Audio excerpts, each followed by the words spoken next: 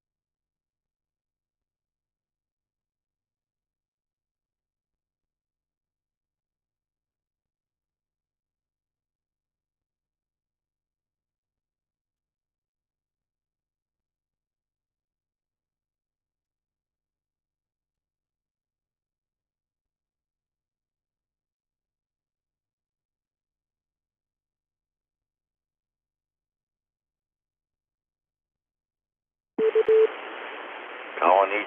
What? Back up that mic a little bit. Colony trunking. Hang on, I can tell you right now what I've got in here for Albany County. There's Albany County Law Enforcement. There's dispatch. That's all I put in it. Let me go to, there's Manans. There's State Police, which is the DOT trucks. Where's the other one?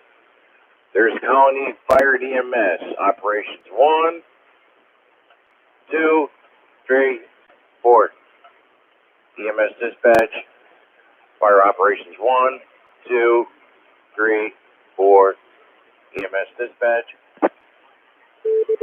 Alright, you should hear some traffic on EMS. I know. Especially when I know they dispatched somebody, because I got 154. Oh my God, what's Colony Fire Dispatch? 154385. I got that in the analog radio right here. Yeah, see, I don't even get that at my house. It's weird where I'm at. But you might have the same problem me and John have got. Because John says because Colony is all part of the Albany system. The same thing the city of Albany's on, and Albany County.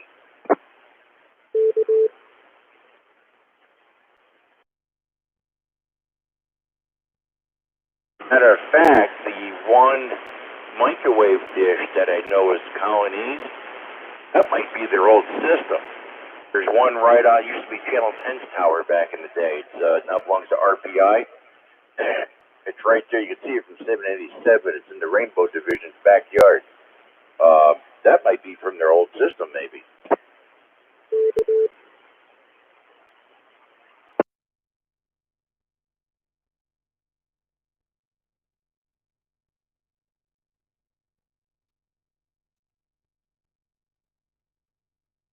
I got the the heat on 74 in the truck, and I got 2 jackets on. I'm still cold. Yeah, you think? Holy crow. Oh, yeah. Want to go over and get that microphone, Billy? I got your drill bits, too. Oh, roger that. Cool. After you were gone, I saw him out front on the planters. It says, I'll give it to him when I get my microphone back. Yeah, I'll be taking the tool inventory and see what I lost.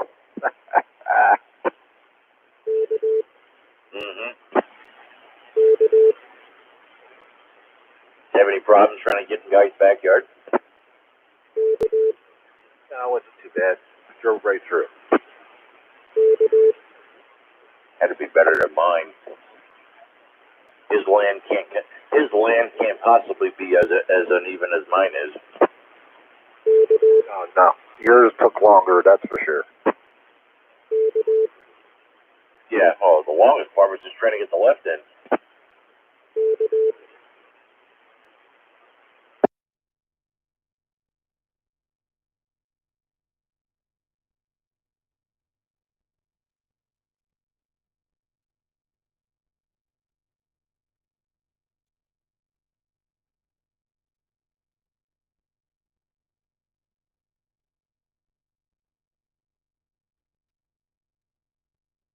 NVT, KD2OCS.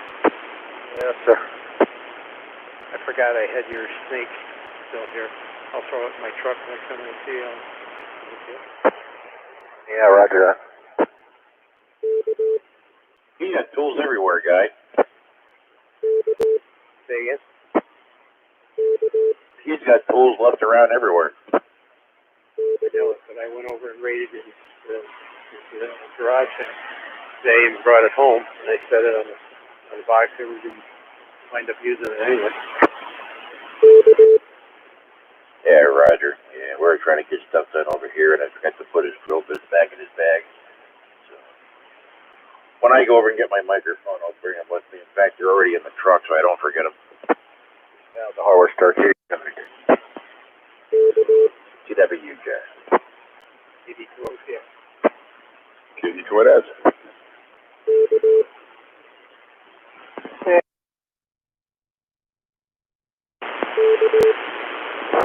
Not quite. W2DFC.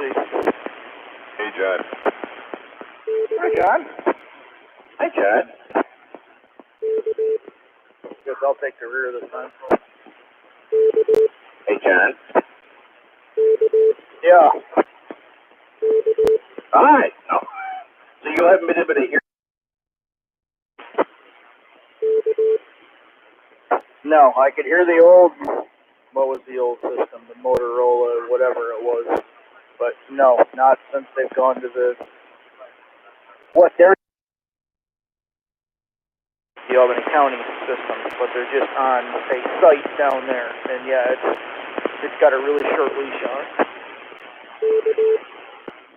Okay. Well, maybe Albany City and Colony, when I was hearing them, maybe it was their old system I was hearing then. But okay. Yeah, because I can't hear them. If I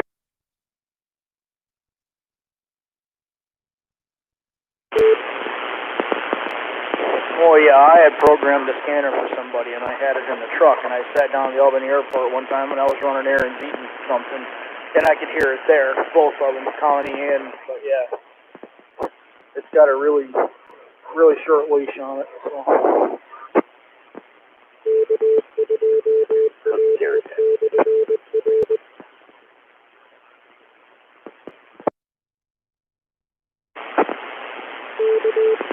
Well, good for you. I can hear.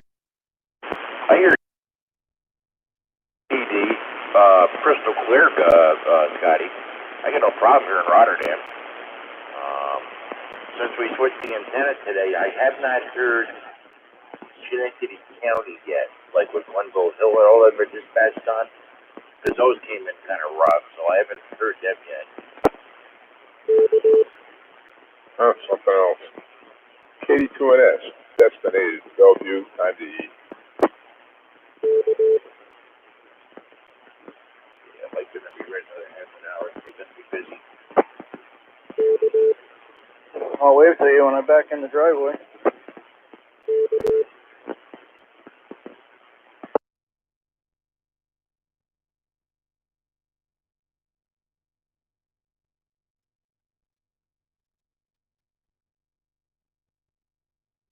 ELS. It's Darren. Good evening. I've been listening for a while. I just wanted to get a little bit closer so I wasn't so far out of range. Hey, Roger. We're gonna be hearing the other Darren here in another half an hour. Getting into work.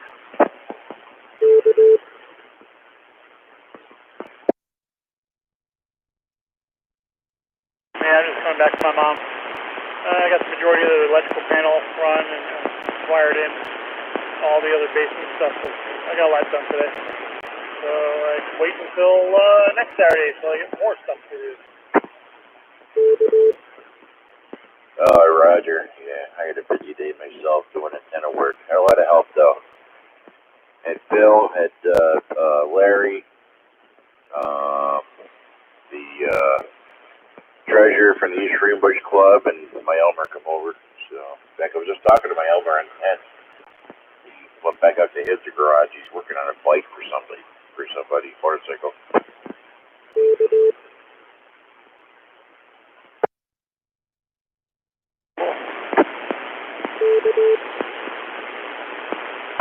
Yeah, that's 6 meter, Billy. That thing tuned right up.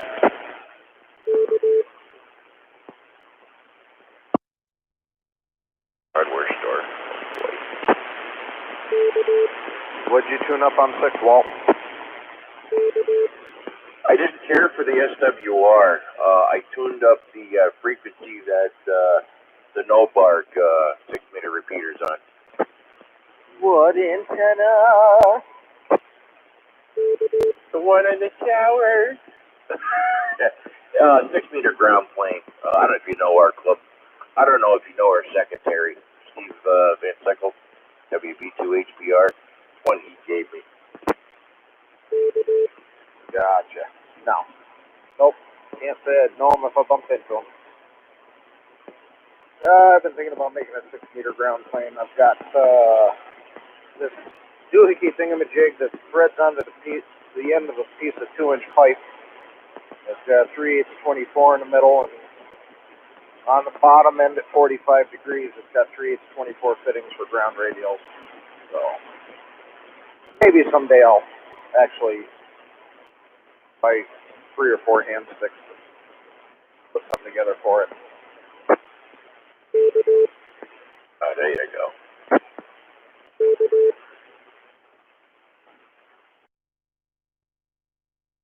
Anybody heard Carl K2FTX on frequency in the recent past?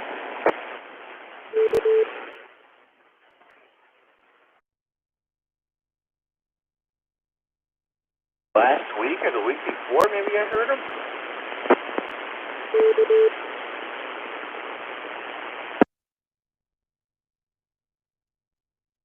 Cool. I ain't been on it so long, I don't know who's left. And 2WIG Mobile. Yeah, he was talking about something about not being able to work and not having money to fix the car or something.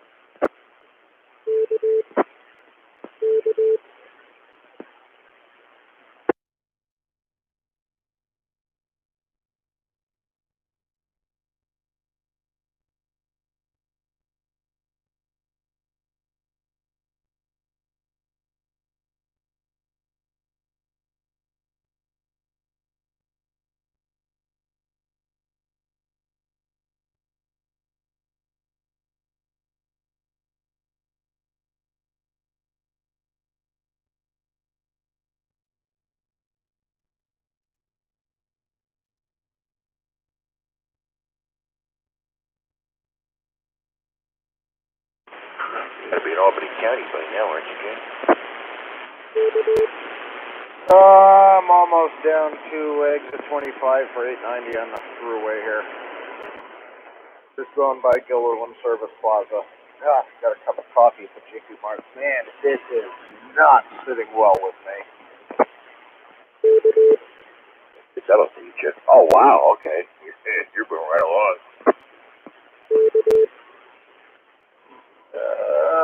66 and a half miles an hour is where the cruise wound up getting set. Yeah, there you go. I go over to Bill's next week to pick up my microphone. I just might take the throughway. I want to see what it's like going through there and not having a cash box to go through. Well, if you're headed west, they've got the first 3 on the right-hand side completely gone. They repaved where they were. You just got to bump over a couple of lanes to the right and then bump back over. No slow down whatsoever. Yeah. I went over to, was it last week or 2 weeks ago? I think it was 2 weeks ago or whatever. I went over to,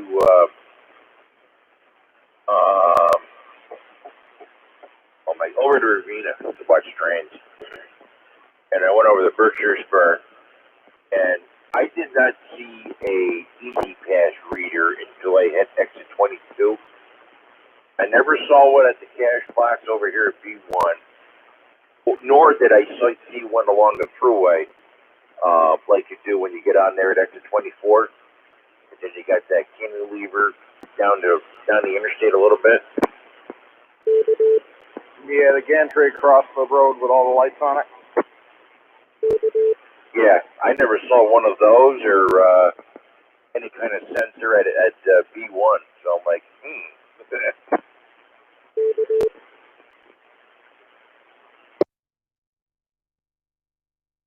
See if anybody else out. Oh, by the way, Walter, one question and then you can kick it around. Do you have 11-meter sideband at the base? Negative. I didn't buy one for sideband. I couldn't remember.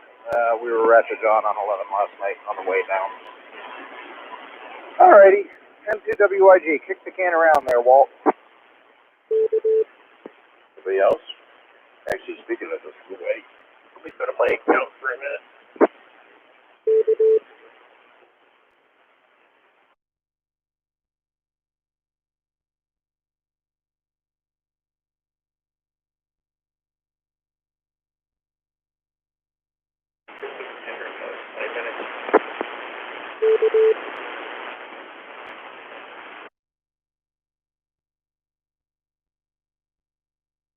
Hitting me with this stupid thing. There he goes.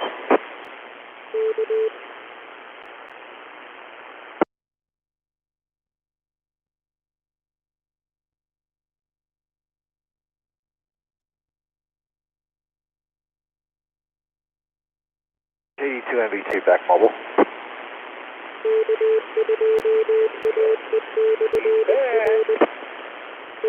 Are you done losing your temper, Walt?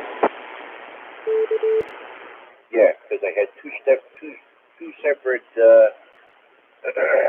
login usernames.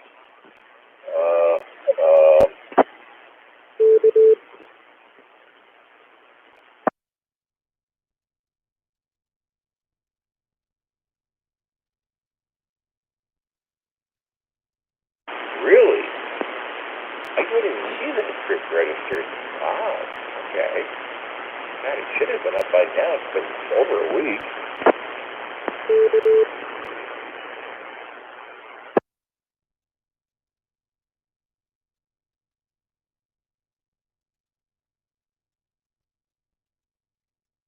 Boy, am I tired. Ooh.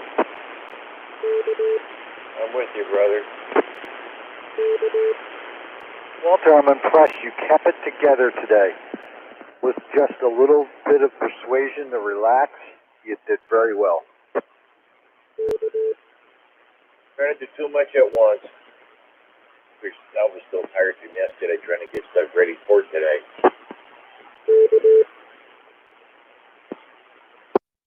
Part about it, you're done. Yep. And now I know it's not the antenna we just put up, thanks to Mr. Lawyer. Albany had to change their system, and they don't want us to listen.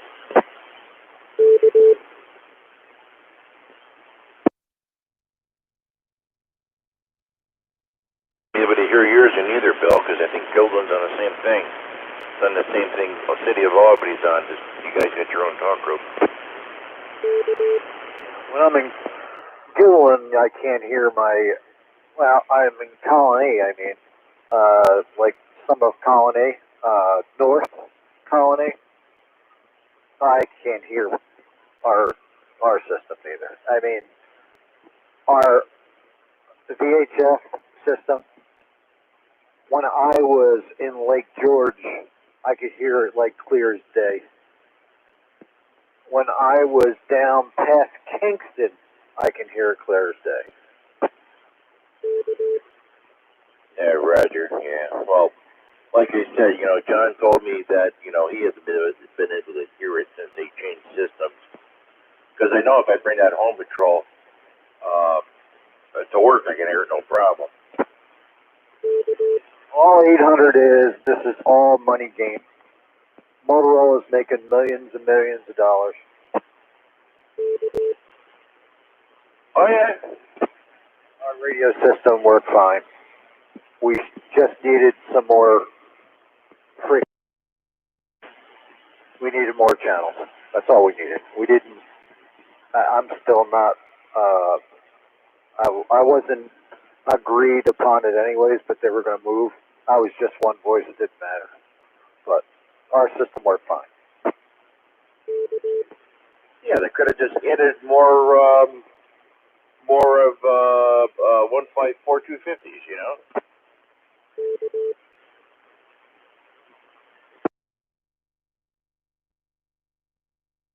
Because they left, my opinion, dispatch by itself. We used to all respond on that channel too, so it was difficult if another station got activated. Of course, they use that same channel, which is the dispatch channel, to move to frequency 2. Well, what happens if you had a third station? Then you'd have two people working frequency 2. What they needed to do, most likely, and they should have kept dispatch on the current station, and then they should have took the or the highway department's repeater that works fantastic, and the license for that, and made that attack channel. Yeah, well, I tell you, I don't know, you probably can't hear it from where you are. That might be too far out. Columbia County. Columbia County has a dispatch channel.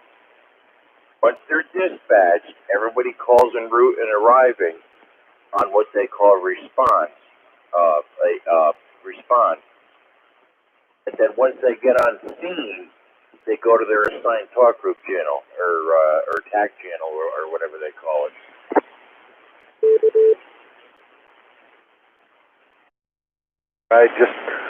It's just not all, cut out to be. I mean, I don't know. That's my opinion.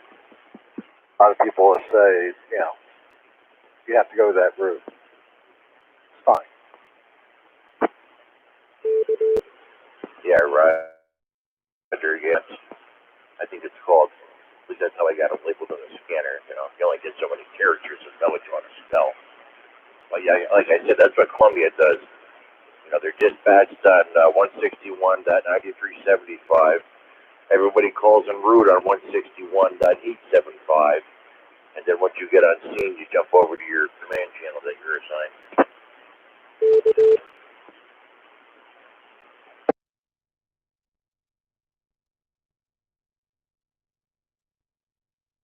Roger. I'm glad Don showed me about that 70D. I got to see what other talk groups I want to add to that then. Talk groups, rooms, whatever.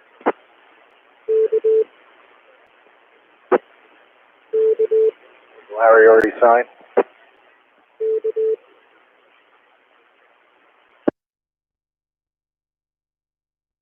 Cleared the frequency already? Yeah, I was kind of leaving a space check. Must have. Must his phone rang.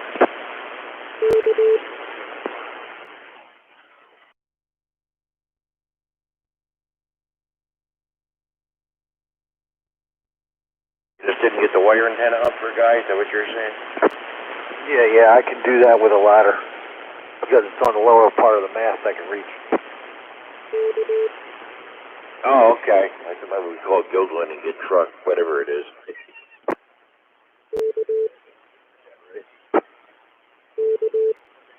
Tell them you got a cat stuck in a tree. I'll bet you if you put in there channel 3 in the scanner, I'll bet you'll pick that up, or channel 2, or channel 250, I think. It's already in here. That's what I've been hearing you. Once your call's dispatched, that's what I've been hearing everything on, is your 154-250? Yeah, that's right.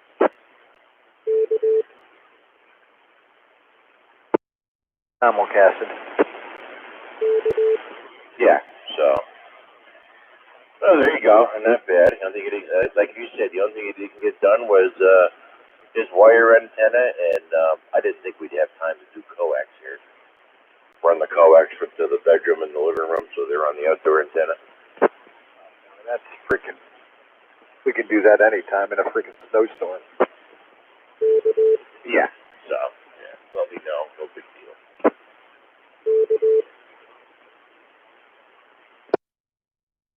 You should be sound asleep by 7. No. Here, we'll get dinner in a minute.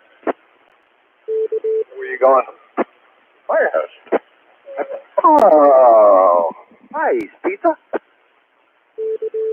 course. Pizza night's only September through May. I'm going to take advantage. Where my place is up the street, it used to be Chuck's Brown Derby. When the firehouse was done for the summer, I'd get the same thing up there. God, I miss that place. All right. I'm leaving the tools, everything in the truck. I'm done. Be in the parking lot in 2 seconds, so I'm going to pull the plug on my end. 73, KD2 and V2. Saboteur talk to you, thanks again. NCW, Jared. 73, sir, NCWI G Mobile. It's Wiggy. Forgot you're still in here. Yeah, I'm forgettable. Is that what you think, or is that what Christine tells you?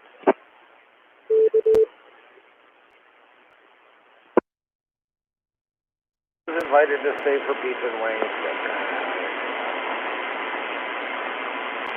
Take a shower. Go to bed.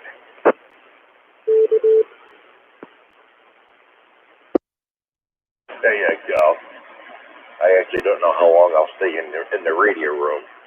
You know, I might go out in the living room and sit in the recliner and do just what I did last night. That's why you didn't hear me when you came back out here last night.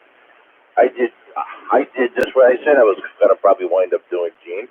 I went out in the living room, sat in the recliner, and fell asleep. Yeah, I figured.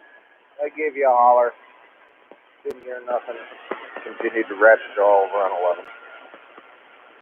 40 lower side. That was fun.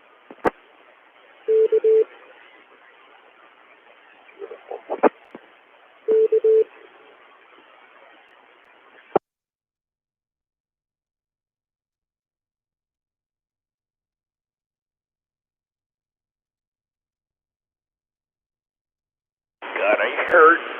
Anybody got the license plate of that truck? Yeah, I'm a little sore today after doing the work on the deer stands yesterday. Putting a lag bolt in mine. For the one side rail, and I turned and hit my left elbow on the tree bark just right. I hit my funny bone hard. And my pinky and ring finger on my left hand have been numb all day. It's driving me nuts. Oh boy. Alright, I'll talk to you later. NCWIG, NCWJ. Yeah, my father and sister-in-law should be there right about now. They were told 5:45. And 2WIG Mobile. Catch you later.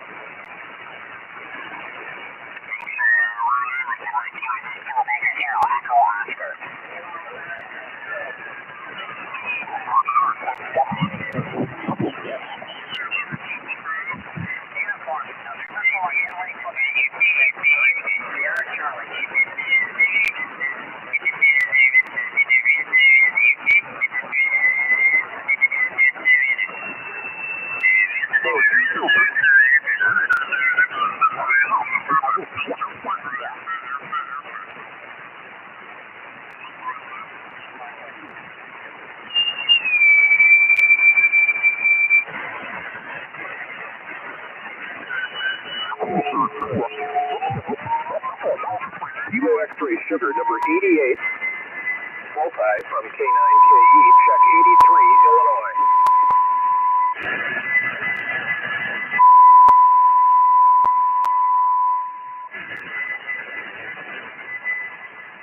Thanks for Oscar November Sierra, Kilo 9, Kilo Echo. Alpha Delta 8 Yankee, next signal 89, multi from K9KE, check 83, Illinois.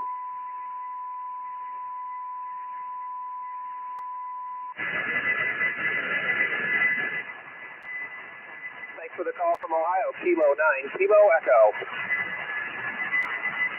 Victor Echo 3, Tango Whiskey, number 90, multi from K9KE, check 83, Illinois.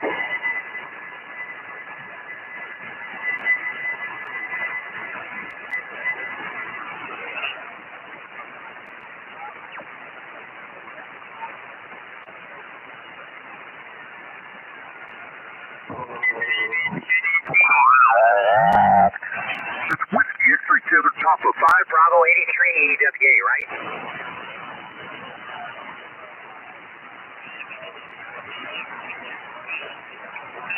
Okay, your call is Whiskey X-ray 7, Papa, is that right? Okay, thank you. QRZ W9RE. Alpha Charlie 0 Whiskey. November 1 Delta Delta 234 Bravo W9RE 62 Indiana.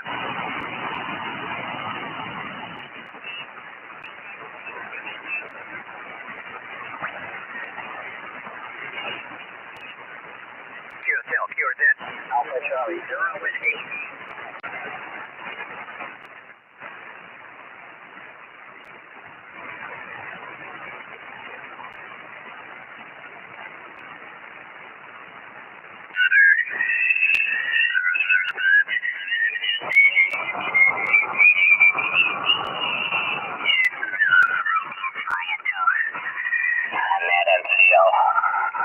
Yes, sir, great amplifier in there. Virtually bulletproof. I've never seen too many of them go south.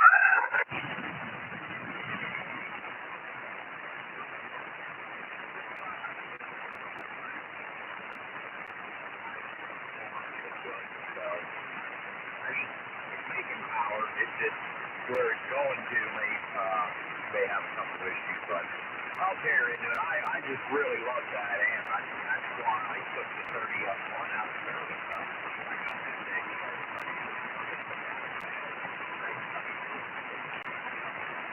And it's extremely clean too. My example's never been butchered. The faceplate's perfect. The paint on the cabinet's perfect. The knobs are perfect, you know, all the lettering and the silk screening and the meters, everything's good on it, you know, cosmetic-wise, and it was never butchered, so that was, when I opened up the case, it still had really taps in it for the high voltage, and I'm glad I changed them, because the one looked like it was about ready to pop. It was getting, looked a little bit on the pregnant side. Roger. Okay, Ethan, I'm going to be QRT here for a little bit. I've got a couple phone calls I got to get made here tonight. I'm going to have a busy day tomorrow at the garage. Weekends seem to be busier than weekdays now because everybody wants their truck serviced before Monday morning so they can go back to work. So I'll get back with you. Good luck. Nice talking to you. Maybe somebody else will jump in here shortly. Have yourself a good evening, and I'll be back. W2JWW. Yeah, Roger.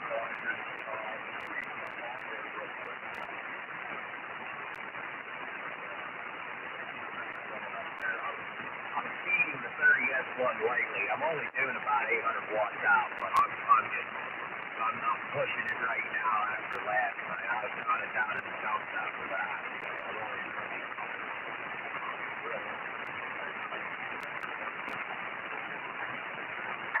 Well, when we first started, you were about an S7, and now you're up over S9. You're really coming in very well. And if you want, I'll be happy to give you a test with it and without it to let you know what you're gaining. Oh, that's fine. Just as long as I'm making the trip. I know I'm going to have to hit 30S1 and I'm going to jump in here.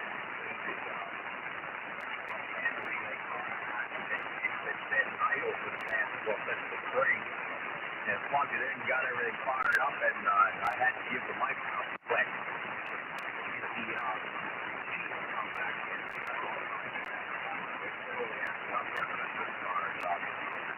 I know that's what it is. It's going to be dirty contact.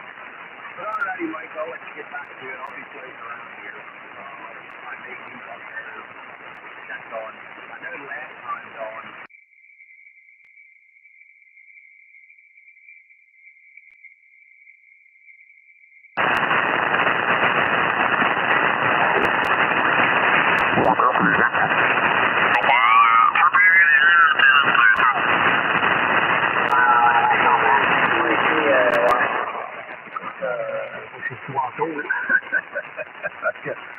Je rentrerai au deuxième, mais là, non, c'est pas dans mes projets, mais là, toi, c'est voir comme ça, c'est décalé, le free point, c'est pas pire. Moi, le free point, j'ai peut-être à 3 pieds de tour, c'est pas très décalé, là. OK, ça fonctionne bien, il faut être fun avec ça, c'est une bonne chose, là. Moi, j'ai réparé ma calorie cette semaine, là, avec les grands vents du début de la semaine, là, j'ai une barre qui s'est tombée.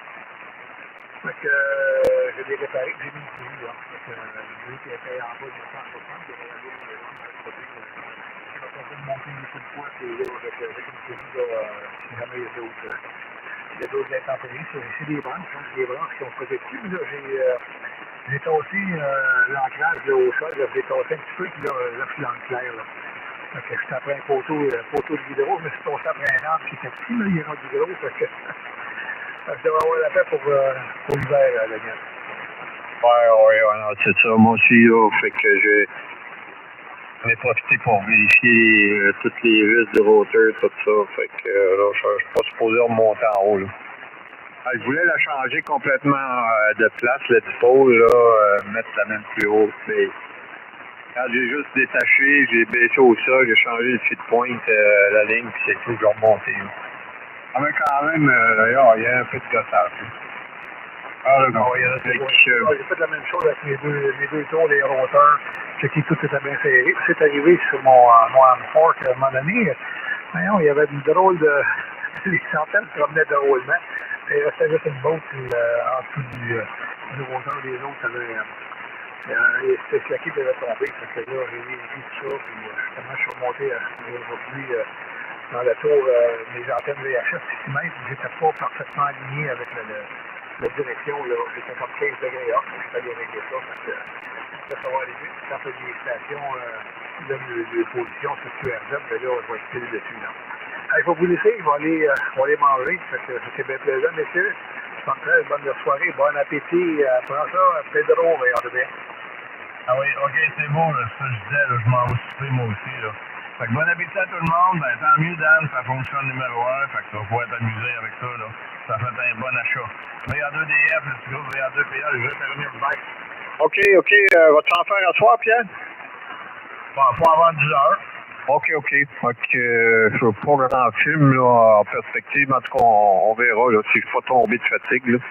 OK, bon appétit, bon super à toi et Carole, puis bon super à toi aussi, Bernard. Fait que merci, puis à la prochaine, VA2DF. Hey, lâche-moi un cri. À la prochaine, et on est bien terminé. Qu'est-ce que tu dis, Pierre? Je lâche-moi un cri si tu vas en faire. OK, c'est bon. Ouais.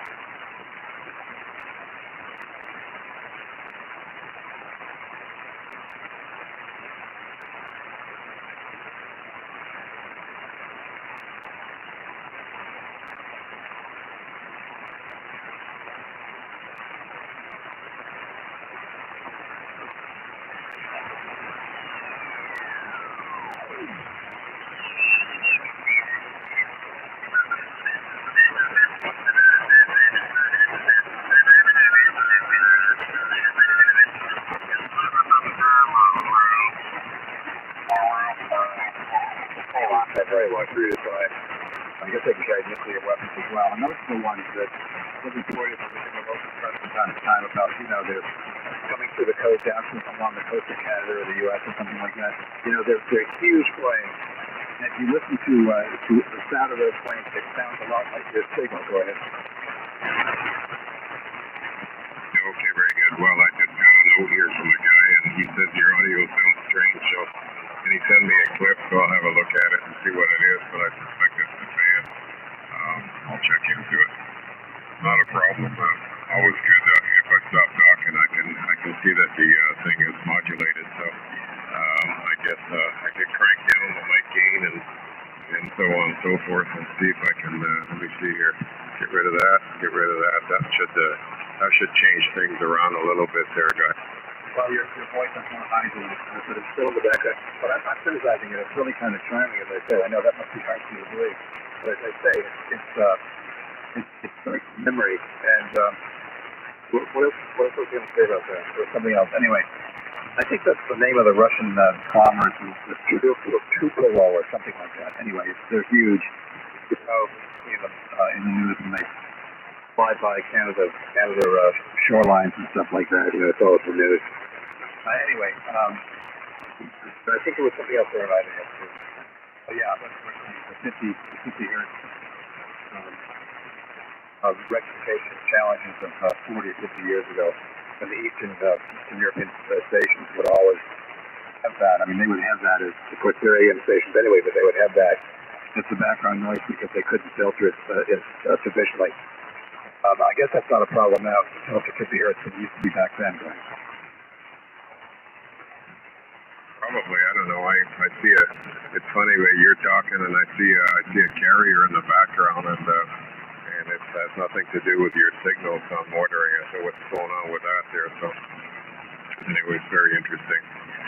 Yeah, I pulled up that site there that you were talking about. Yeah, I've seen that before.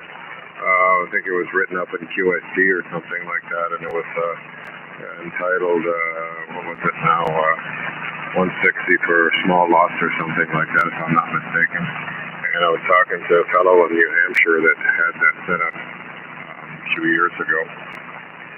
And also W2RLV is very much into slopers, so he uses his, let's say, 60-foot tower kind of thing as the ground side, and then just leans the radiating element forward and gets it to resonate. So that's another possibility there. Yeah, 160 is kind of a strange bird, sometimes you get on there and it acts much like 6 meters, it's open a little while, and then the Europeans come in, and they don't come in anymore. What I've noticed in the last week or so, I've seen more activity on CW on 160 meters that I've seen like in a long, long time. So either conditions are really good, or there's just more people on the band there. K1REX, E2X. The E2XX, K1REX, yes, well, it's certainly this time of year for people to show up. I've been noticing that also. And I've had a lot of fun just working DX for the sake of working it. I'm not competitive in that way or anything like that. Oh yeah, the other thing I wanted to mention about that great tone on yours, you could identify yourself as a VE2XX Airmobile, and no one would second guess you. Go ahead. Yeah, I hear the guy send me an audio clip there, and I'm just listening to it. Sounds like almost like popcorn there popping away there in the background. So I don't know, maybe that's because of the distance. He's about the same distance as you, and I don't know. I'll check into that, see what's going on. But I suspect it's probably more having to do with a fan than anything. And a couple of guys, it's funny. I got some guy there on 80 meters there, just or 40 meters this summer, just giving me that hoot there on the hoot and hollering about this and that and the other thing. And anyway, so I ran it by about half a dozen hands and the guys that are on there regularly, and I said, look, you detect any issue with it? Nope. Okay, well, I guess we'll just carry on. So I record. Well, there's not an issue in terms of fidelity. It's very faithful, and so I'm sure that your audio is honestly. I don't know what to say there, but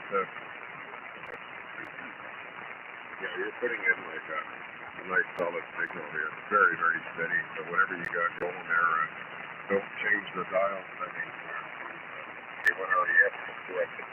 Thank you, V2XX K1REX. Well, I have the counterpoint to thank for that. Incidentally, if you take a look at some of his writing, there are a lot of them. He's really done a lot of homework on it. K2AV.com. I guess you've got that website now.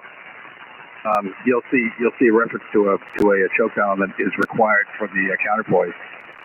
And he does mention that Balun Designs does offer one. So I went on to balundesigns.com. You probably know of them. Best Balun manufacturer, I think, in the world, really. But several of them here. And if you go on to balundesigns.com and you look for unique Balun, one of the little tabs there, you can bring up the model and just double click that, and the model will come right up.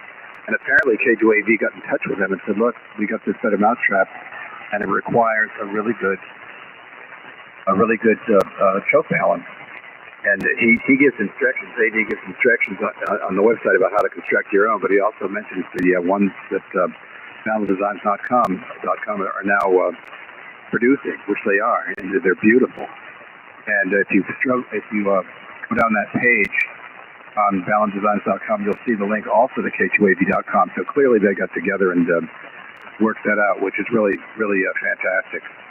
I'm amazed at what this antenna does. I really am, and having been through many decades of anguish over inverted L's that kind of work well, and you get lucky with them, but then they never seem to kind of live up to what you would hope their potential would be. But this is entirely different with this one, and I couldn't be more pleased.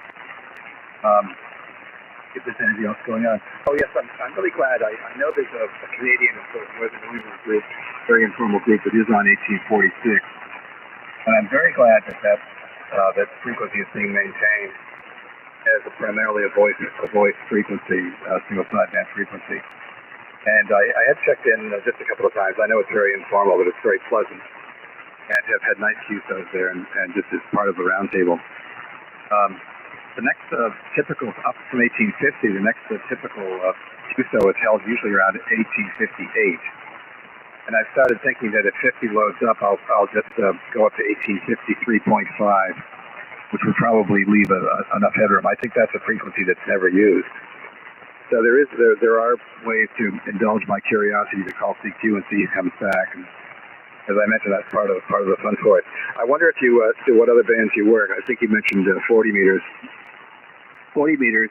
My neighbor has essentially a horizontal dipole on 40 meters. Unfortunately, it feeds hi-fi speakers. So if I go anywhere near 40 meters with any kind of power, I'm interrupting his evening video extravaganza. So I can't do that. So I can't really do 40. But 80 and 160, I'm blessed to have those, and I can do higher frequencies.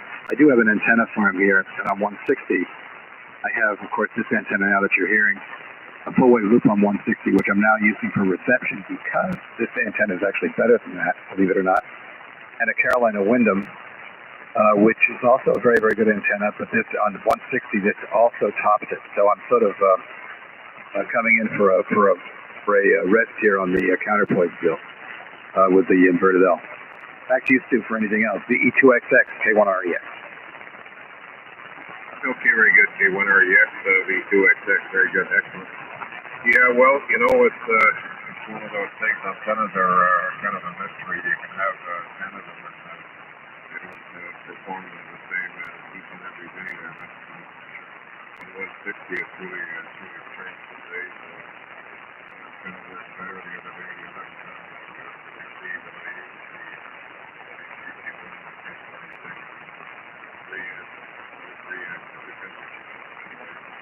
some days they're using SCP1, other days actually reflects everybody there. They were in Georgia, mainly things. I have two antennas, 190 degrees, barrel, 27. I got one on diversity and the other one the other one is the play around with the phasing on that. You can really do wonders with that. Also built a water flag many years ago, and I love that thing. It's got a 45 dB preamp, and it basically looks like a four-element 15-meter beam standing up vertically. Well, horizontally if you want. Beam vertical, the elements are vertical. And with two loops spaced together, that was a real bear to get going, but I tell you, I spent hours and hours and hours with painting that getting that going. And it was a lot of fun to get that thing going. It works really well. A lot of times I've been pulling that around to Europe, and when conditions are right, I can hear them quite well. And the radio has two receivers in it, so I'm able to use that instrument.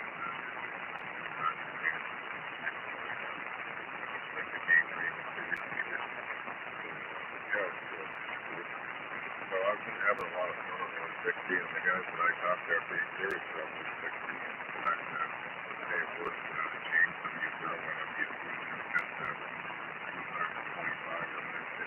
That is the figure to the car. It's got vertical elements, there's just 7 elements between drop and base. Some days they put up here 12 dB stronger than the south. Just to show you that how much capture area and wire you got, so it seems to work well for me. Fortunately, I don't have that kind of real estate here. I'm too much involved in the VHF, UHF, so it kind of gets I'm operating already 8 or 9 bands in VHF, and when I jump on to HF, that's another thing. You asked about 40 meters. I'm running at mostly 2-element beams parked towards Europe, about 60 feet, 65 feet. Gets out like gangbusters, that thing. K1REX, V2XX. I'll bet it does. V2XX, K1REX, very good. Well, I'm on much smaller parcel than you are here, probably about a half an acre, but it is an antenna farm, for better or worse. I'm fortunate to have such a tolerant wife, and I made a resolution some years ago that I was not going to create a ham radio widow, and so I've been conscientious, and I count my blessings for that too. It's been really worth it. But that being said, she's very tolerant of my antennas. I do have the full wave roof on 160. By the way, my K3, I do have all of this stuff. It's loaded, so I'm listening to you on lovely diversity reception. Well, the left side that I'm copying you on is the transmitting antenna, the inverted L, and the right side is the full wave loop on 160, which is very quiet, and so I'm enjoying that. And one of the problems that I had to solve with that, of course, because in an inverted L, you're catching an awful lot of signal for a receiving antenna, and you don't want to fry the other receiver. And I found a way to do it by getting I picked up a device that supposedly was going to protect the second receiver from what it would be picking up on its aerial. And it turned out to be deficient in that regard. I didn't lose the receiver, fortunately, but it was easily solved. I just put two diodes, back-to-back diodes right across the input, and that solved it. So this I'm sure the full wave loop is picking up plenty of energy, but it's not hurting the receiver, and I'm very thankful for that. And it's very nice to listen to you in stereo. That's what it really is. It's in stereo with, of course, the kind of psychedelic orientation of what the antennas are receiving at any given time. It does go back and forth. You move around my head quite nicely with that one too. V2XX, K1REX. K1REX, V2XX, just diversity is just super for that, that's for sure. No doubt about that. Does a great job. Yeah, they really eliminate a lot of noise. You were talking about, isolating the receiver. That was one of the first mods with this MFJ1026. I put a set of relays in there, and when it's on receive, it goes, or when it's on transmitting, the input goes to ground. And I never blew up the preamp on that. Also, when I built up this Orion thing, I'm using a SMA relay, microwave relay, goes to 26 gigs. And they have over 100 dB isolation. I got to use all my RX ports. Since I switched it to transmit, they go into termination, but also offer 600 dB of isolation. I really don't, I never have any feedback going into the receiver, that's for sure. And each receiver has its own PR setup. So they go through it and they realize determination on transmit. They also run a kind of a neat thing. I don't know if you're into SDR at all, but that's a Kiwi SDR. I've had that going for a while, and you run like 1500 watts, 150 feet away. You got to find a way to protect the receiver, and there's no amount of attenuation that's going to do that. But interestingly enough, the SMA relay terminated seems to offer fairly decent isolation. I still get bleed through about S5 or something on the receiver, but you got to consider that you're running 1500 watts, like 150 feet away, so it's not too bad. And some of that could be coming through the actual chassis, which I built up for the Kiwi SDR. And Kiwi SDR has its own, should I say, proxy, if you want. And you just punch up the IP address. It goes directly to that. It's kind of neat because sometimes if I'm traveling, I can listen to guys that I know yakking away on 40 or 80, and for that I use a 40 meter delta loop for receive only. The Kiwi doesn't transmit, it's just the receiver. So one of the things I wanted to do over the years was to find a remote setup somewhere that had good internet, and then feed that back to the receiver. I think that would be really super duper over the internet. And, so that way you have true diversity.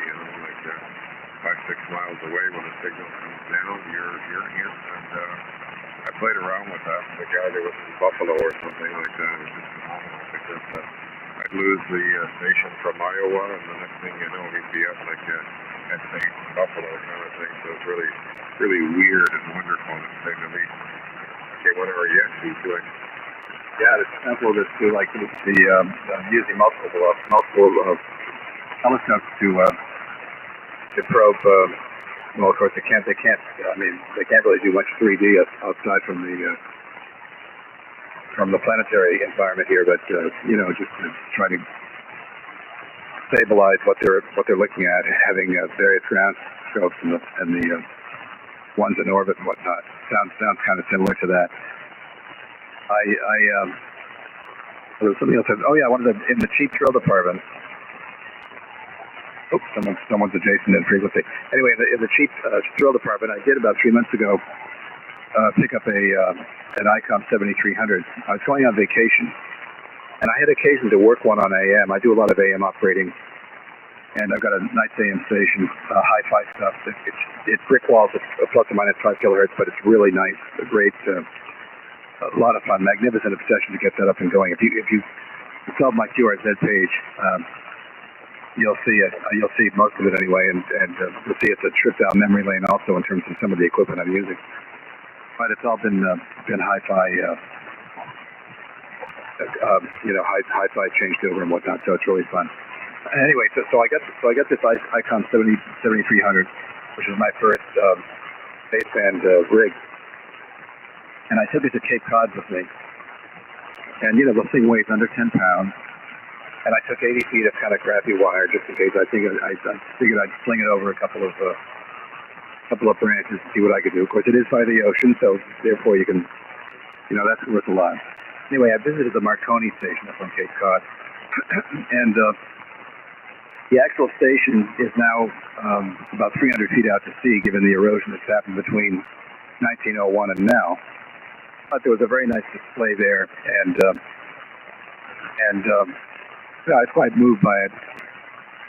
Marconi was genius. There was no manual for him to follow. He was writing it as he did it, and he was obsessed with getting something to work. When I think when he was 11 or 12, he found a way to send a wireless signal. I think his first attempt was about 15 or 20 feet, and of course within 15, 20 years, here he was on Cape Cod.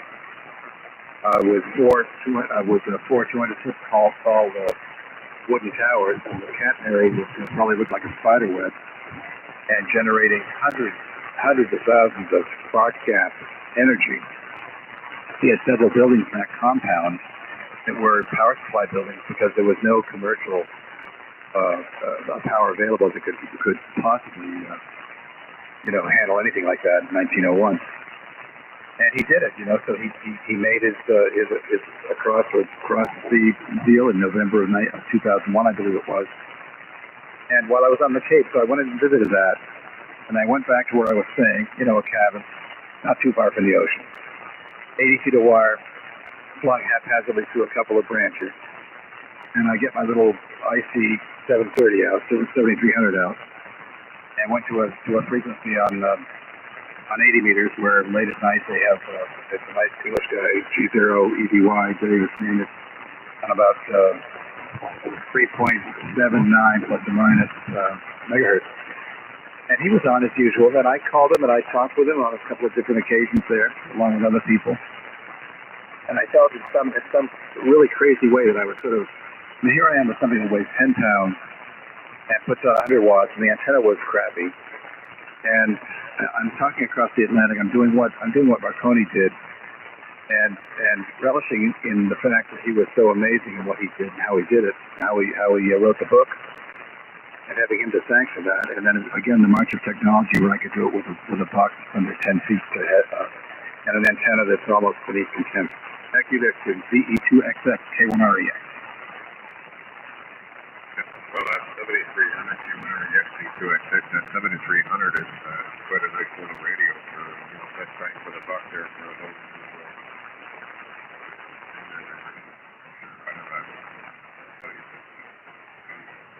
I think one of the fellows that runs a lot of DX off the eastern coast of Canada, they're up in the TEI. I heard him talking the other day, and apparently he's got a couple of companies. He doing concept operations at 7. And it's a little bit more bulletproof than the 7300, but also mentioned that, best bang for the buck is the 7300. So that sounded like a real hot deal to me.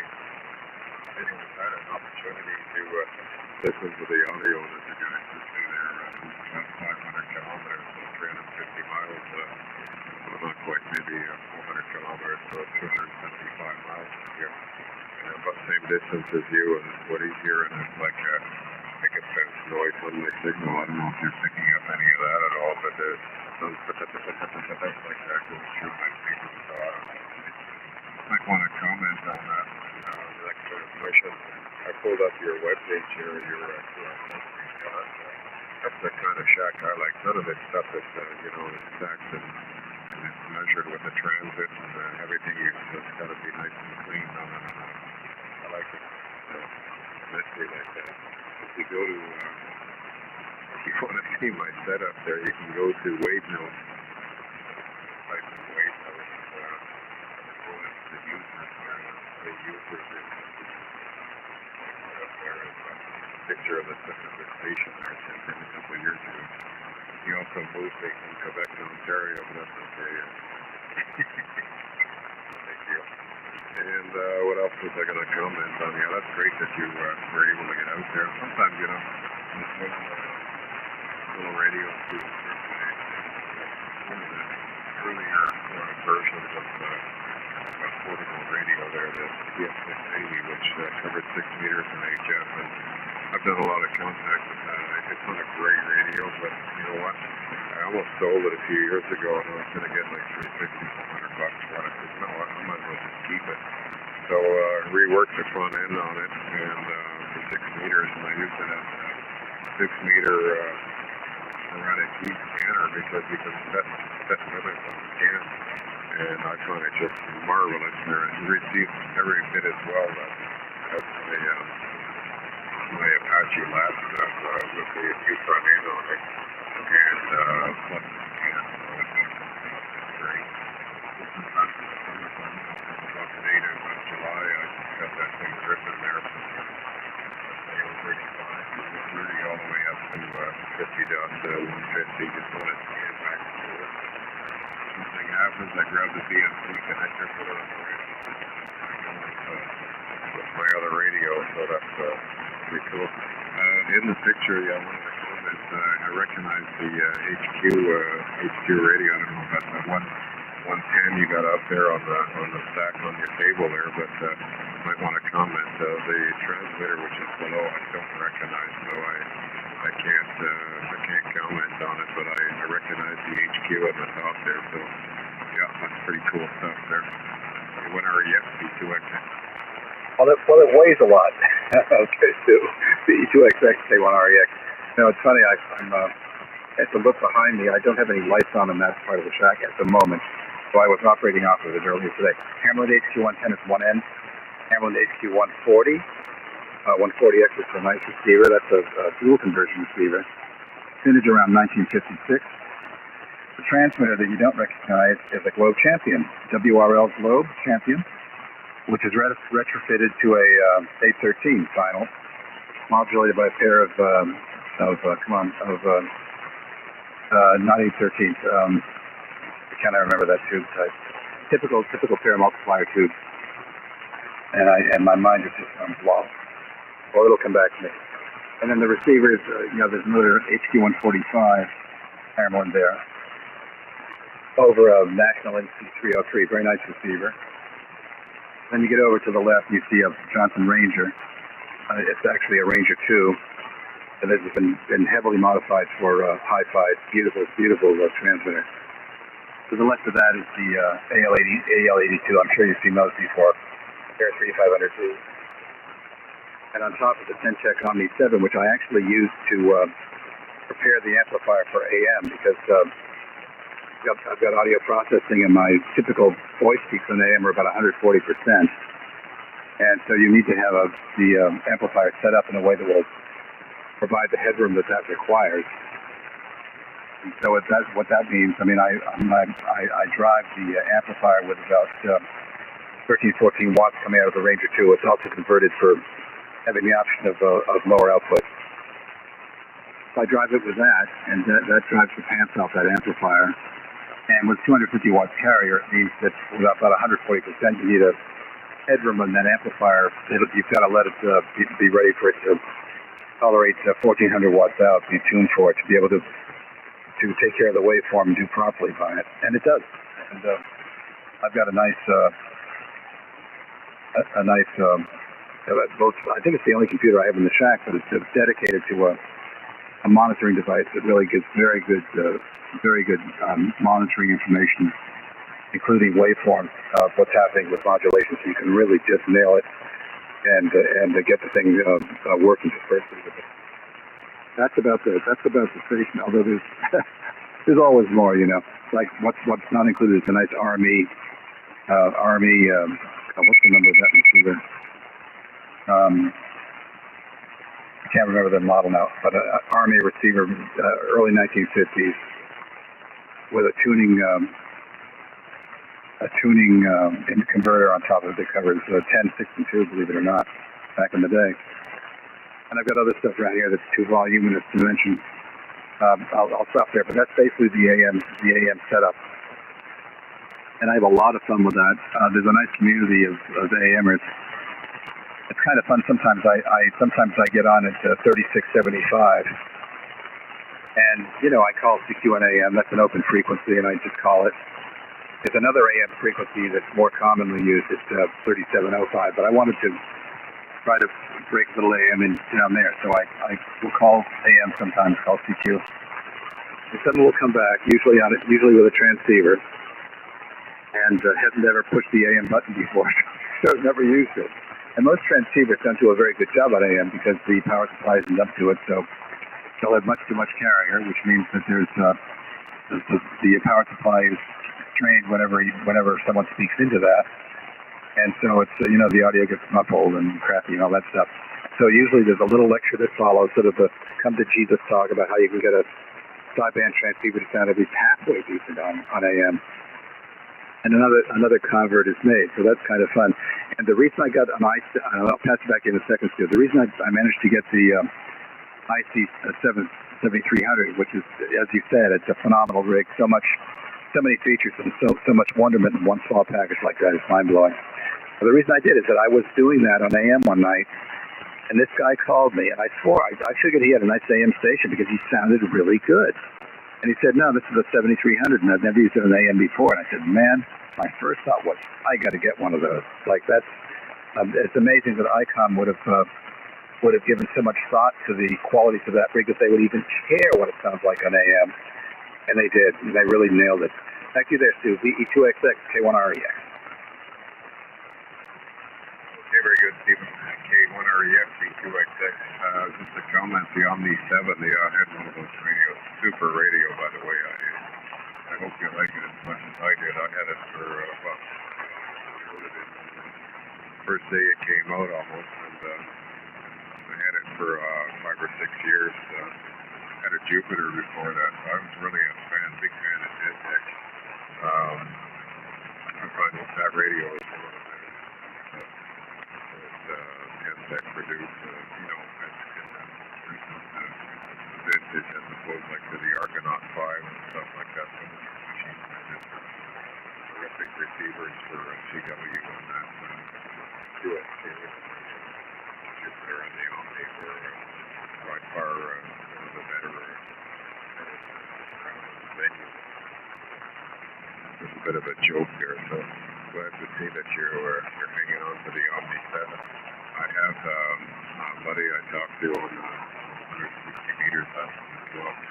Once in a while he fires it up there. He's got a couple of radios. He's got a 7300 and so on. And, you're right about 7300. It's a lot of radio for the money, and it's relatively inexpensive. And I think one of the things they could have done better is the interface it to be able to go to a monitor or something. Today it's so simple to do. I think a lot of people would have liked that instead of having to go to an adapter or something like that. 7300 was able to do that right out of the box, but I know the 7610 has a port there, but I think you have to buy something.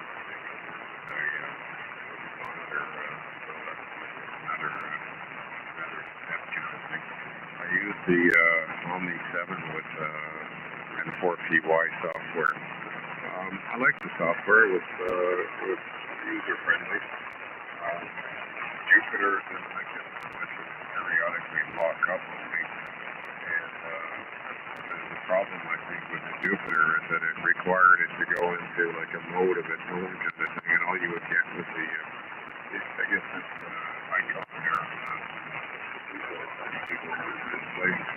Whereas the Omni 7 was full of interaction with the radio and the software. So, and I think the UI software as well with your I'm going to say flex there, but your helicraft. So, I saw that I need to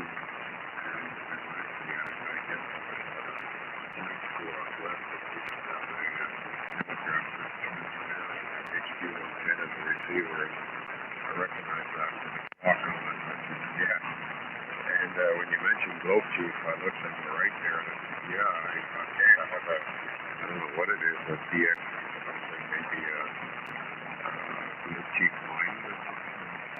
Got that in the attic here, so one of these days I'll resurrect that.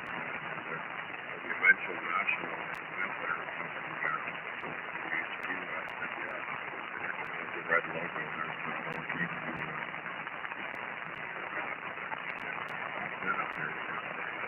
marvelous there that they're able to play around with things. Well, it's like anything else, I get 40 meters, I like to listen to it. Awesome. Last week I basically out-received what I can do.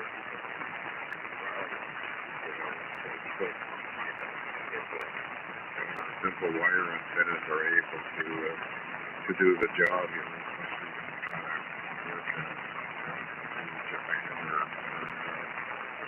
Australia on 40 meters and stuff.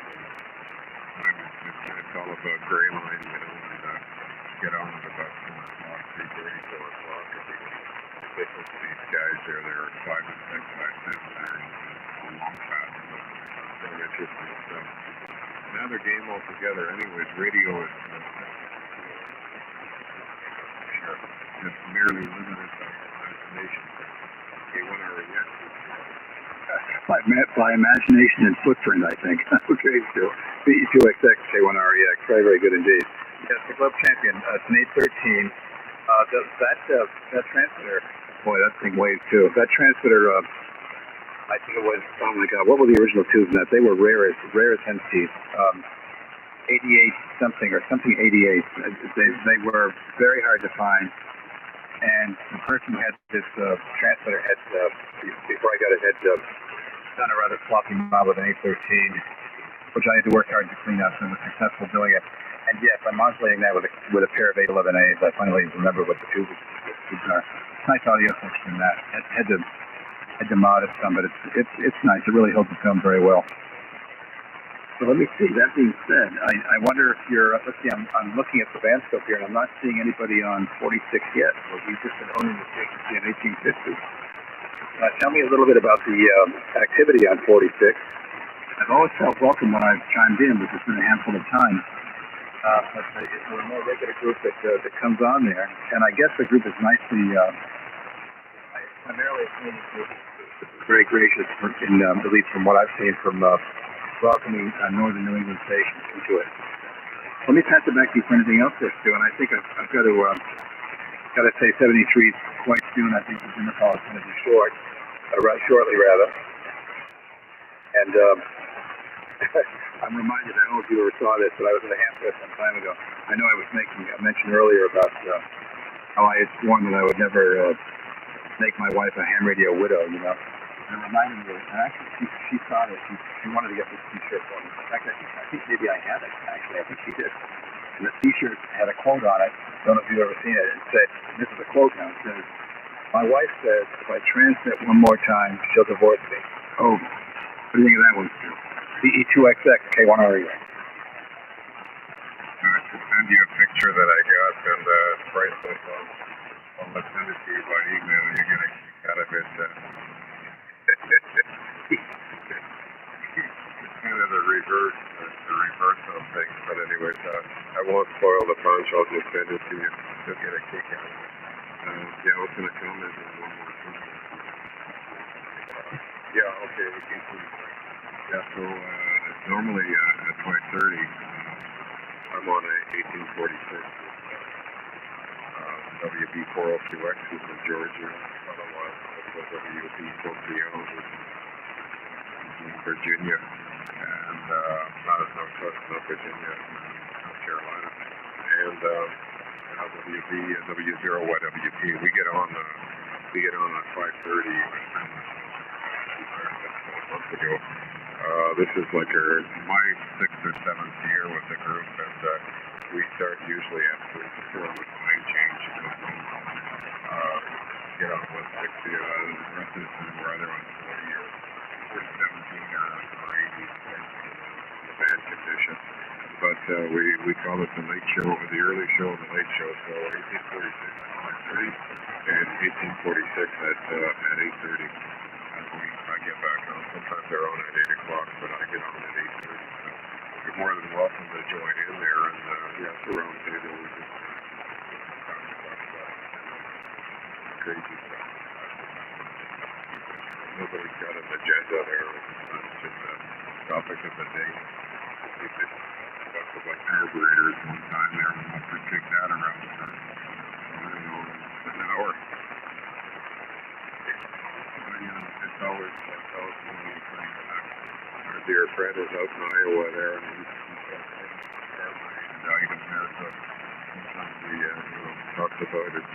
His long tracks are the home run or something like that, so we get off on a tangent on that. So, and 2 of the 3 fellows I talk to, actually 2 of the 4 fellows I talk to on a regular basis, they're retired either Army or Navy, and they're both radio ops, radio techs. So that's what got me going.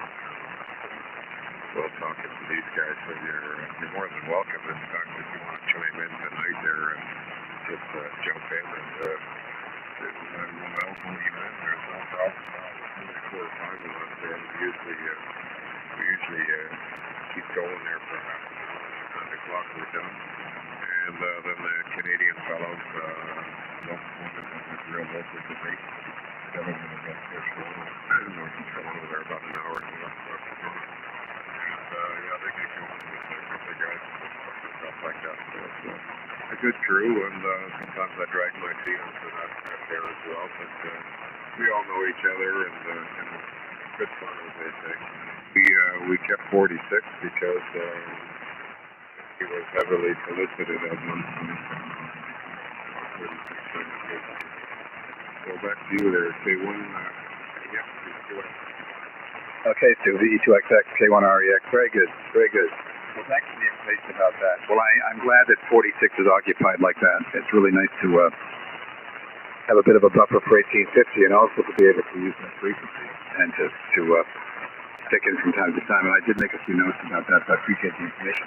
You mentioned Jeff, by the way, VE2ZM, NY2ZM on Prince Edward Island.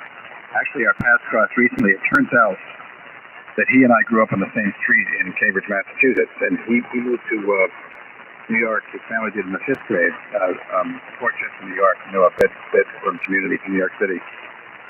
And so we lost track of each other, and then he got his license, and I had an independent course to getting a license, but he was licensed at least 3 years before I was. He's had quite an illustrious career. He lives up in PEI year-round now. Has a wonderful station. It's in a big contest there. And what's funny is when I was serving, I was playing with CW. You know, I call we go way back, but I haven't seen him very often, or worked him very often. Usually he's contest-oriented, so I haven't wanted to waste his time. But anyway, I was on CW. 160, I think I'd worked into Sweden or something like that. And he came in, and he got my call, and my CW wasn't that great when I said, but we're back. Yeah. He said, yeah, it's me, like on CW, like a copy of something. And he said, hey, come on, let's go to 1848. We're going to go to 1848. So we did. And we caught up for the first time probably, oh my God, I tell you, I mean, if we go back like 55 years, we hadn't caught up in, God, no, probably 50 of those years. I'm not kidding. Yeah, maybe 45 years or something like that. So we had a nice long talk on 1848. And then a phone conversation after that, and so that was great. You mentioned him, and I guess he's something of a legend in terms of what he's done in the, in the sort of the great, not just contesting, but the station that he's put together up there in PEI. So yes, Stu, I will say 7-3 for now, and it wouldn't surprise me at all if I said cross again on the 1846 group, and I'm glad to know that it's there. And thank you for a nice QSO and a nice extended one at that. Definitely my cup of tea. And hope you're all staying safe up there. You mentioned being an hour and a half out of Toronto. I just read today that Toronto's in lockdown for 28 days, I think was what just came through. So I guess some of the provinces haven't been having a good time of it. Jeff told me the PEI has been just about clean.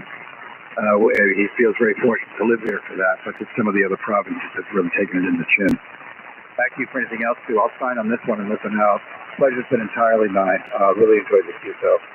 And we'll pick it up next time. VE2XX, K1 Romeo Echo X-ray. Go ahead, Stu. Well, super duper, yeah, no problem at all. And yeah, you're more than welcome to jump in, even if it's 5 minutes there, at least get your feet wet. And, we always have newcomers and sometimes they stick around. Sometimes they move on, but they like the topic of conversation. They jump in, and it's not, nobody's got a gate there. Nobody's being a gatekeeper there, so it's always good. We just do a rotation. South to west to northwest up here, and just something to make sure I'm near Montreal. It's very good station. North of Barrie and Barrie.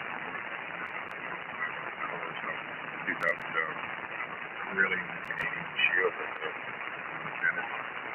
He puts in a flotation signal. Sometimes even with 100 watts there, he's talking to James in Iowa there. So I think where the RF is reflecting off the granite walls up there for the mountain with the shield, Canadian shield. There you go. Anyways, let you move on, and pleasure is all mine as well. And thank you, And yeah, so I'll send you a link on a buddy of mine there. He says my audio had 66666 on it, so I don't know about that. And you might want to nice over that. I'll send you that picture of the t-shirt or whatever it was. There was a great there. So catch you later. Have a good supper. Take care, and catch you when you can, I guess. And don't be shy there. We're always on 46, 50 thereabouts. All the best. Have a great evening. And take care. Okay, what area are you? Hey, thanks, Joe. Yes, I did have it written down that you're 35 miles northwest of Montreal. And so I'm sorry I confused you with being an hour and a half out of Toronto. And nevertheless, the news on Toronto was interesting to me today. Spent a lot of time, many summers up in Cape Breton Island, so I know the Maritimes a bit, and very fond of that part of the world as well. So yes, indeed. Well, we'll see you again, and have a great evening. And I guess they'll probably coast on down to 46 now, so you can raise your friends. I suspect you'll be Kevin Trees too. Enjoyable too. Really wonderful. This is 2XX. This is K1REX in Amherst, Massachusetts. Now clear QRT. Take care, Stu. Okay, well, I'll be back here on 8:30, so I will have somebody to catch you there. Take care. Thanks. Bye-bye.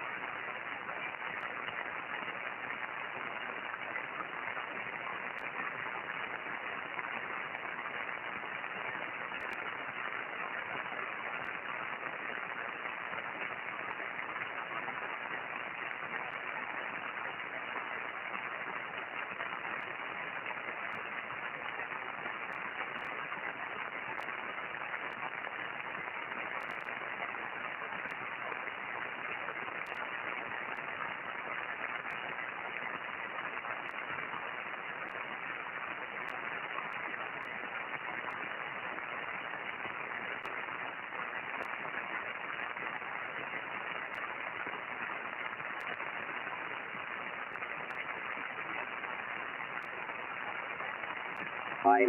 I'm assuming that's the primary reason. For Tuesday's trip. So, but that's what you do. You try to knock out as much as you can. If you're out and about, get it done. I told my wife, try to pick the days people are working. You know, I did have to run into Home Depot. I had to use the bathroom. I couldn't wait any longer. I had to go, take a whiz. And that place. This is Claremont, New Hampshire. The place is packed. I'm going, are you kidding me? So, anyways, I went in through the contractor's, that's where the bathrooms are. I went into the contractor's entrance, exit, and thankfully there was hardly anybody on that end, so I took care of that. Sherry got the second light, and out the door we went. And she had a cracked protector screen, so she got a new one. We took care of that too at a Verizon store real quick. And but I just hate it. I hate it. She went out shopping after I came home, or we came home, and she went back out.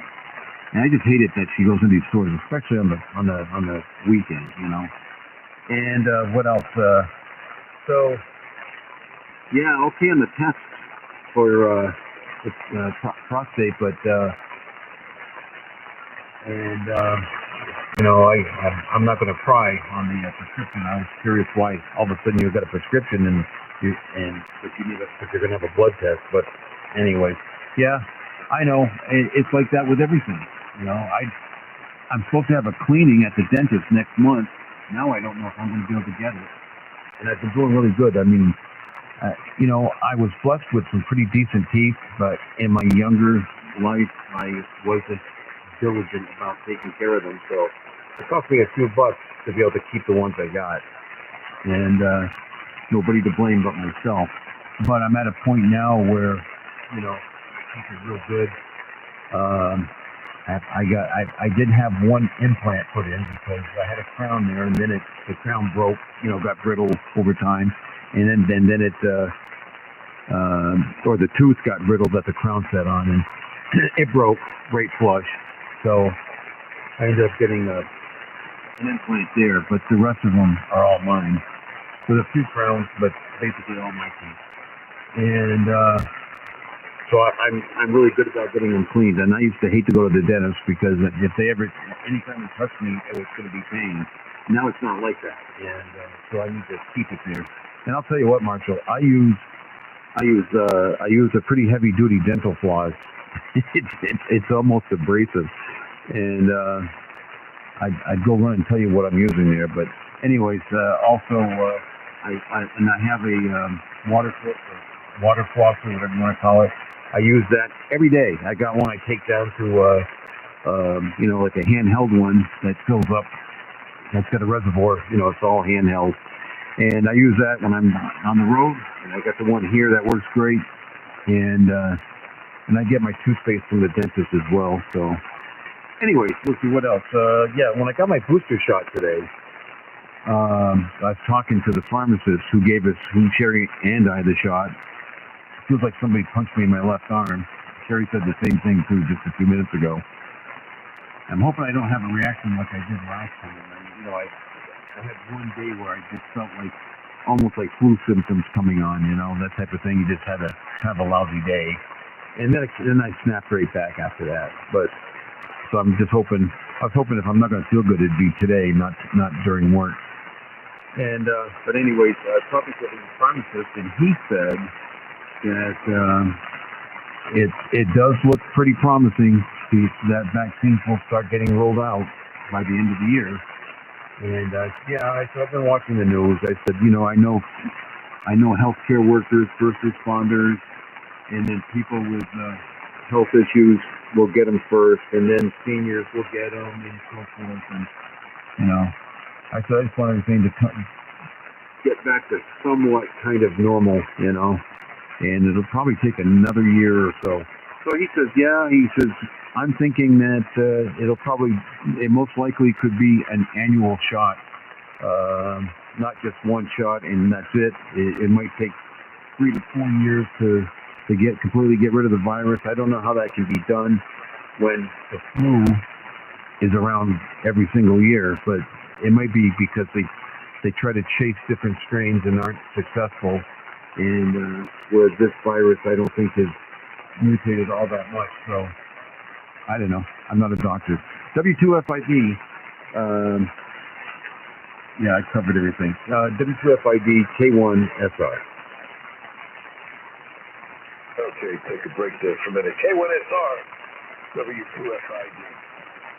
Well, as far as the blood test, I take a PSA test every year. Protein specific antigen. And I've been doing that since I was 14. I did not, because usually I see my primary in Manhattan at Mount Sinai before I leave for Florida, but and I used to do that regularly. I think I missed 1 year, maybe 2 years ago or 3 years ago, when it was in October, just before I left, and the president came to New York to be at the United Nations had a big to do, and New York was such a mess that the doctor told me, it's a mess in the city. I know you're right. I don't drive into the city. I take the jitney in, and the jitney was stopping their buses because the traffic was being rerouted and whatever. But I've always taken that PSA test. Gotta keep track of my prostate. It's amongst the list of things I gotta keep track of. Unfortunately, everything's working fine, and I want to make sure it's working fine and continues to work fine. But I gotta have the blood drawn out here. So I'm not going into the city to have blood drawn for a PSA test. I had the prescription. He wrote a prescription, and I took it to the one of the 3 centers that this Stony Brook medical group. It's a big group. Stony Brook Hospital is a big hospital out here. But since they've taken over everything, service has gone down the tubes. I mean, it sucks. It really sucks. And that's the deal. So, about 5. I mean, I'm not aware that I have a problem, especially down there on prostate. I know my shoulder's killing me. I have a problem there, but I've always had that problem. That's the shoulder, my right shoulder is the shoulder I have the rotator cuff from. So, that's basically the deal. Just before I came in to get on the radio, and the guy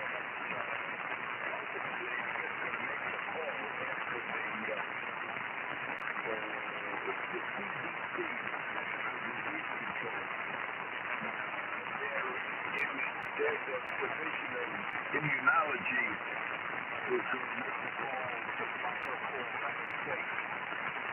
Health and Human Services or whatever sends it over to Food and Drug. The Food and Drug Administration sends it to CDC. And then the CDC panel will say, yes, it's good to go. Or, meanwhile, it's already been stockpiled and it's ready to go. And according to what I heard tonight, less than an hour ago, about an hour ago, by the middle of next month, they said before Christmas they're going to start vaccinating people. Okay? Not what Fauci said, in mid 2021 or the fall of 2021. If you remember that bullshit. It's going to happen in about 3 weeks.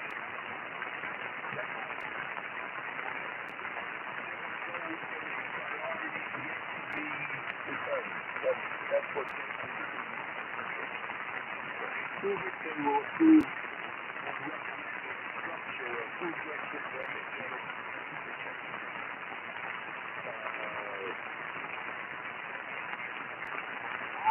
And by the way, we're talking now specifically about the Tiger jump. The 2 stays, the 2 shots.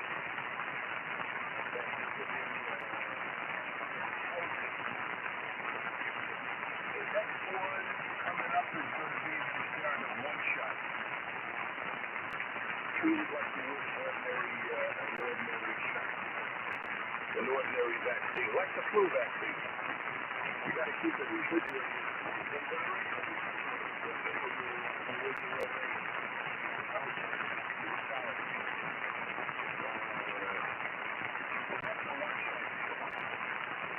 Maybe 1 shot every 4 years or whatever. I think if I had my choice, and I do have my choice, I make my own choices, I'm going to wait for the Moderna shot. I say that with the caveat as long as I'm feeling well and I don't need it on an emergency basis. I mean, considering from what I heard tonight, considering my age, I'd be in a group that would get it fairly quickly. But I would wait for the other one. 1 shot, don't have to worry. Did they lose the refrigeration on this one?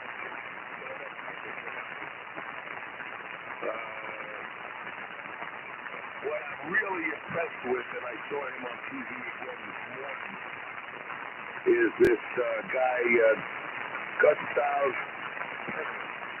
General Cook. The guy that's in charge of the whole thing. As far as going, who gets distributed, how it gets distributed, who's going to actually get the ultimate vaccination.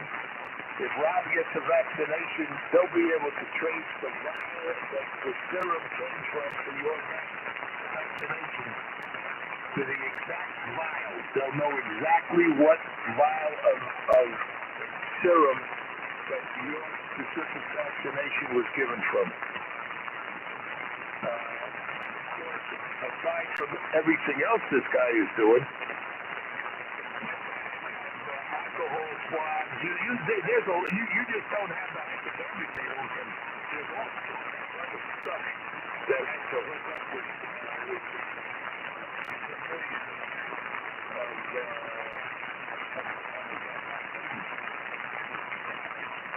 really something. This guy, I was really impressed. It was one of the first government declarations in the last 6 or 8 months, or 8 or 10 months. I'm glad I'm paying that guy's salary. That guy knows what he's doing. At least I got the impression there was no 250 in February.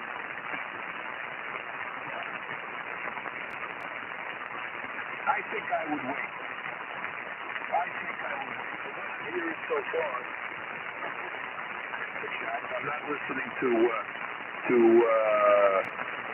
what's her name, Kamala, whatever her name is. You know, telling everybody, no, they rushed it. It's Trump's vaccine. Don't take it. It'll get you sick. I mean, this woman's out of her mind. Come on. The other one out in California is another one. They rushed it, it's no good, and Trump's going to kill people if you do the vaccine, and blah, blah, blah. Trust me, it's not going to happen. These are all big, publicly traded companies that have board of directors that are responsible for what happens with their companies. And they are all personally responsible. And you're not going to see the directors of a company like Johnson & Johnson or Moderna or Pfizer doing anything for presidents, Trump or anybody else. So if the CDC says it's safe to take, I'll go with that. Anyway, I have to make a call. I got a note here. I have to make a call tomorrow to Steve. We haven't heard Steve in here for a while. I'm wondering why. Let me just look down here. I see I made a note for myself to give him a call. And find out, WTXFC.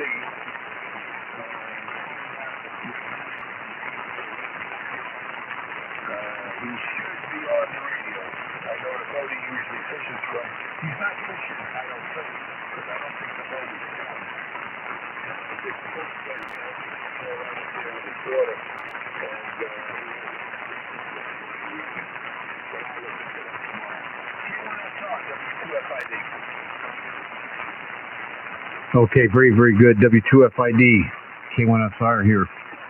So, so I was on both sites after I came back from being out this morning and getting our shot there in series medicine.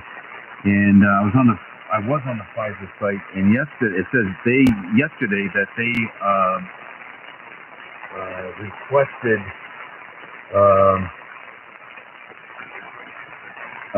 They put a request in yesterday to the FDA for emergency use authorization, which will probably enable the use of the vaccine with high-risk populations by the middle to the end of December. And then tonight I was looking at the CDC site, and they're saying kind of the same thing. Is like, most likely, tribal stuff, and they were talking about healthcare workers and high-risk people in healthcare facilities and all that kind of stuff. And that would make sense to me that they would get it first, And I don't know. I mean, they both seem like they're pretty effective. Like you said, the first one requires some careful storage and a booster shot, and the other one is a single shot at room temperature. CDC and Walgreens are going to be distributing them in our area up here. So, it'll be interesting to see. So I just figured I probably won't see a shot till January sometime, maybe even as late as February, because 20 million. And also, there's a lot of people who don't like vaccines. A lot of the young people probably won't get a vaccine, and I don't think it's going to be like a measles shot where you get it once and that's it. You're protected. I know. I'm suspecting that. I don't know if I don't know. I'm not even going to go there. Forget it. So, anyways, I am going to go out and watch a movie and go to bed early again tonight. I went to bed early last night, and I watched Curse of Oak Island, which I've been following that for quite a few seasons. And, they definitely have all kinds of evidence. They actually uncovered what I think you would find interesting. I don't know if you've caught any episodes of it, but although it's a reality show, there's no drama to it. The only drama is when they uncover something of historical importance, and all the history and all the research that's gone into uncovering what the hell went on there. Well, several things went on there over time, and they have solid evidence that the Templars were there. They have evidence the British were there. I mean, it goes on and on.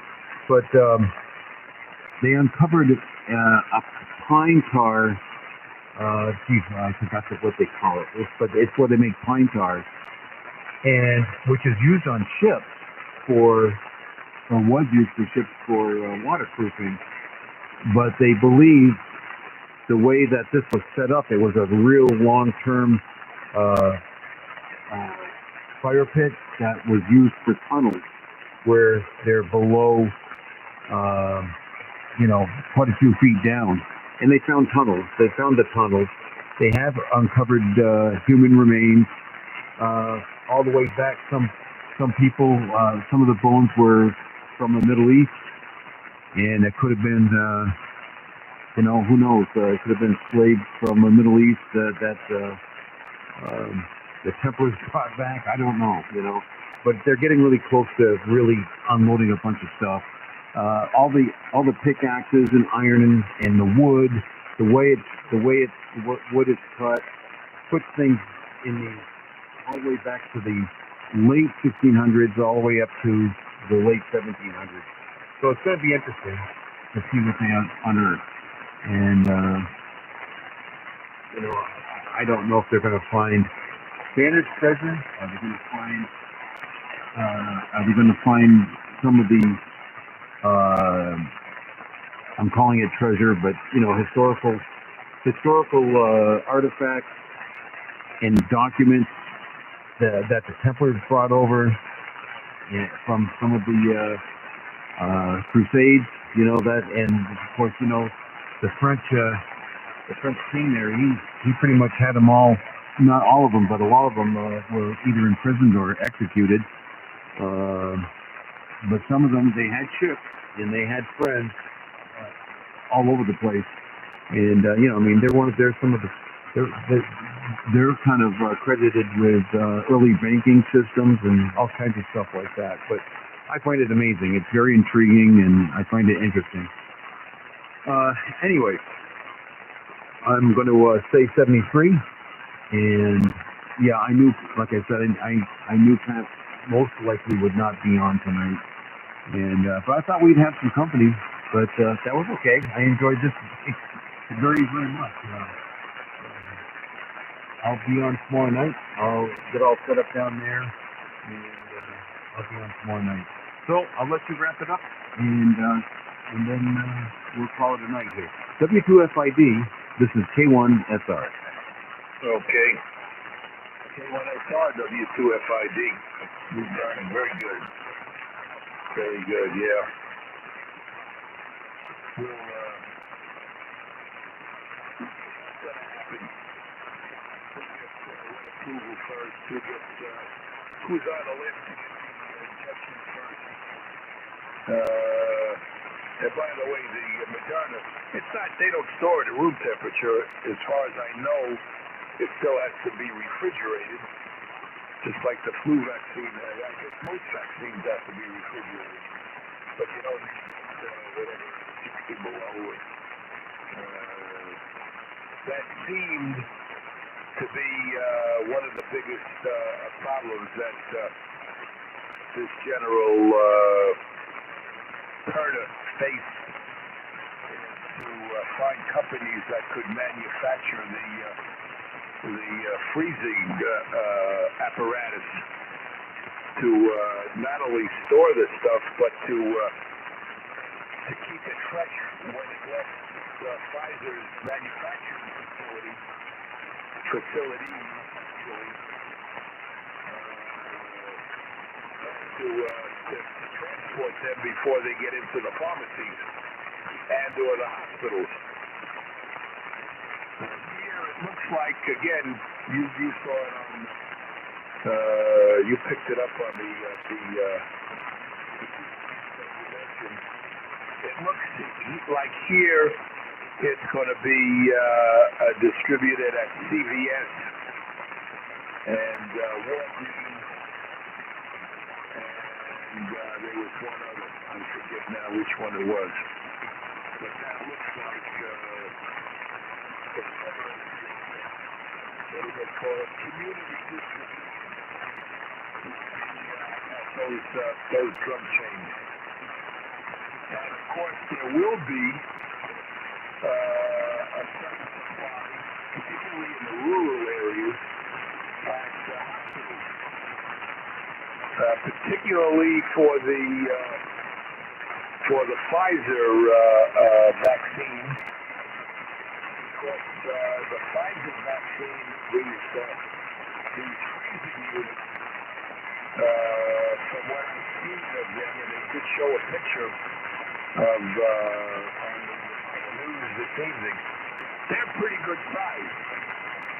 They're pretty good size, and I guess this guy Perna and his team has reasoned out and decided that you can't just put something that big into a pharmacy somewhere, but you can do that in a hospital setting. So it looks like the hospitals are going to be distributing for more or less in the rural areas. We'll see what happens. Have a safe trip back. I hope your arm feels better. That shot, I don't know, a few years ago, I got that shingle shot. That was a while back. And they ran out of the booster years ago. I don't know if you're aware of that. That was, there were all sorts of war teams. Shingrix, I think it's called, Shingrix. Everybody ran to get their shingle shot. And you had to get the booster follow-up. Really, it should have been done in 3 months. Then Shingrix said, well, you can do it 3 to 4 months, and then it can do it 6 months. And some people that took the initial shot, even after 6 months, couldn't get the booster. And they sued. There were a lot of lawsuits about that. Because actually, when it didn't become available, there was nothing left in your system to boost. The initial shot, the efficacy of the first shot was already gone. So, there was nothing to boost. God bless you, man. You can't make this stuff up. Rob 73, say hello to Sherry, and we'll chat with you tomorrow. T1 is on. Enjoy your TV. I hope everything's going well with Pat and Liz. I really do. Good, man. Okay, Marshall. W2FID K1SR. Yeah, while you were talking, I looked it up real quick, and yeah, you're spot on. It's 36 to 40 some odd degrees for the Moderna storage. And yeah, that's exactly what happened to me with the shingle shot, as I got one 5 years ago. But they never told me I was supposed to get a follow-up shot. And according to the manager of the pharmacy, Rite Aid, that I get my shots from, for my 2 pneumonia shots I got, one a year apart, and my shingle shots I got like over 5 years ago. And he said, yeah, well, that shot was only something like 50% effective.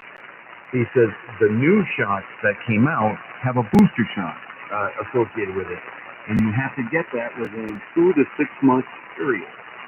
So this is exactly how it was explained to me. So I don't know why you would tell me that I had the old shot, because it almost sounds like they didn't tell me I was supposed to have a booster because maybe it wasn't available. It's just like you were just saying. But anyway, so this time Sherry and I got our shots in September, and I didn't want to wait till the new year because it was going to cost me a lot more money than what I paid today. So I wanted to make sure I got them before the end of this year, before the new year started. For insurance purposes. Anyway, so yeah, that's okay. I use that same cream that you're using, and it has been pretty helpful. Although there's been a couple of days where I was in too much pain. I let stuff go too far before taking care of it. But you're in a different situation, obviously. And so Tuesday, I hope you make out really well with that. And those usually get you up and running again. Yeah, I was wondering about you fishing.